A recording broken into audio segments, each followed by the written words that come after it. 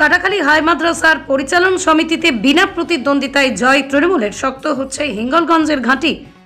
হাসনাবাদ ব্লকের কাটাখালী মাদ্রাসার পরিচালন সমিতির নির্বাচনে বিনা প্রতিদ্বন্দ্বিতায় জয়লাভ করল তৃণমূল কংগ্রেস।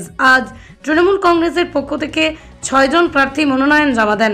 বিরোধী কোনো রাজনৈতিক দল প্রার্থী দেয়নি, ফলে সকল আসনেই তৃণমূলের প্রার্থীরা বিনা প্রতিদ্বন্দ্বিতায় জয়ী হন।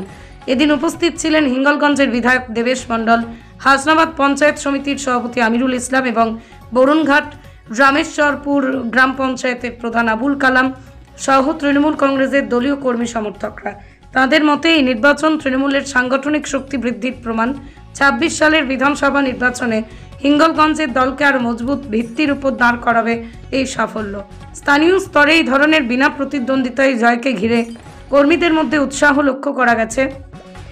নেতৃত্ব আশাবাদী গ্রামীণ শিক্ষাঙ্গনে শিক্ষার মান উন্নয়ন ও পরিকাঠামোর উপর আরও জোর দেবেন বলেই জানিয়েছেন জয়ী প্রার্থী প্রদীপ সরকার।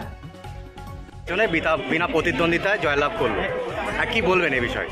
দেখুন, এই কাটাখালী হাই মাদ্রাসার সংলগ্ন যে বসতি, এই সমস্ত বসতির মধ্যে মমতা ব্যানার্জির অনুগামী সংখ্যা অনেক বেশি।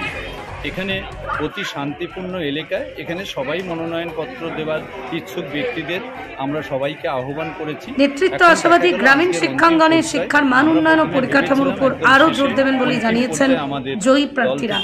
প্রদীপ সরকার, হিঙ্গলগঞ্জ নিউজ। এসে জানলাম যে আর কখনো কোনো নমিনেশন বিকল্প কোনো কিছু পড়েনি। তার মানে এই যারা নমিনেশন দিয়েছেন তারাই বিনা প্রতিদ্বন্দ্বিতায় নির্বাচিত হবেন।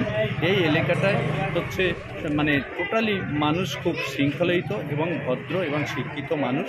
অতি দরিদ্রতার সঙ্গে তারা এই ভদ্রতা বা শিক্ষার হাত যে জায়গাটা রেখেছেন, সেখানে কিন্তু দারিদ্রতার সঙ্গে সংগ্রাম করে এই সুন্দর জায়গাটা তারা রেখেছেন। 26শে বিধানসভা নির্বাচন, তার আগে দাঁড়িয়ে এই যে এই বিদ্যালয় পরিচালন সমিতির নির্বাচন, এটা কিভাবে দেখছেন?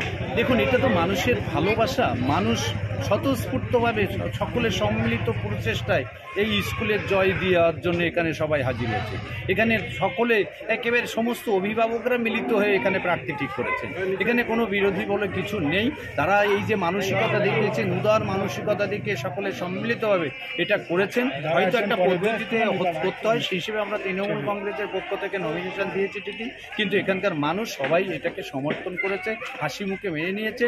মমতা ব্যানার্জি যেভাবে চারিদিকে উন্নয়ন করছেন, এই স্কুল মাদ্রাসাগুলো উন্নয়ন করেছেন, সেভাবে আমাদের এই মাদ্রাসার উন্নয়ন হবে। এবং যে বলিষ্ঠ সদস্যরা আজকের এই ম্যানেজিং কমিটিতে আসছে, পরিচালন সমিতিতে আসছে, তারা অত্যন্ত বুদ্ধিদীপ্ত উচ্চ শিক্ষিত ব্যক্তিরা এসছেন এবং তারা সকলে মিলে এই শিক্ষা অনুরাগী ব্যক্তিরা স্কুলকে এগিয়ে নিয়ে যাবে এবং সরকার তাকে পূর্ণ সহযোগিতা। আপনার নাম? দেবেশ।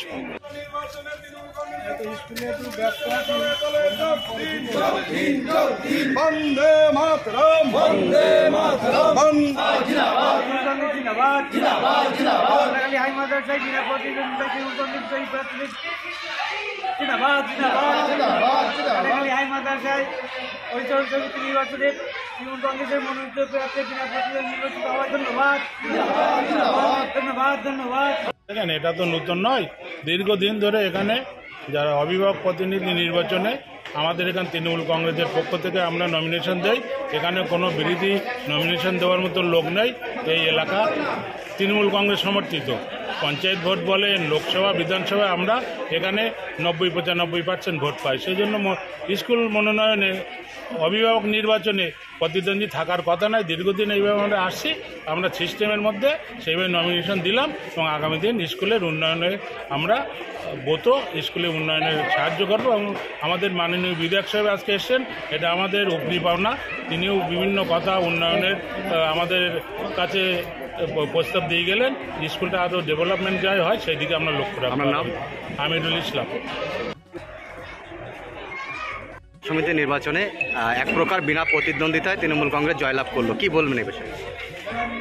আমরা এর আগে নির্বাচনগুলো দেখেছি, আমরা সেখানে দেখেছি যারা সিপিএম থেকে নমিনেশন জমা হয়েছিল, কিন্তু তারা বেশি ভোট পায়নি। তারা সবসময় যখনই তারা নমিনেশন জমা করে তখনই তারা পরাজিত হয়। তাই আজকেও আমরা আশা করেছিলাম যে বিরোধীরা এখানে নমিনেশন জমা করবে, কিন্তু কোনো বিরোধীরা আজকে নমিনেশন জমা করেনি। তাই আমাদের যারা ক্যান্ডিডেট ছিল তারা বিনা প্রতিদ্বন্দ্বিতায় সব জয়লাভ করে গেছে। কি বলবেন? আমরা দেখেছি যে আমাদের ক্লাস, এই আমাদের হাই মাদ্রাসা, এটা আমাদের খুব একটা সুন্দর প্রত্যন্ত এলাকায় হাই মাদ্রাসা আগে ক্লাস 8 পর্যন্ত ছিল। আমাদের এলাকার ছেলেরা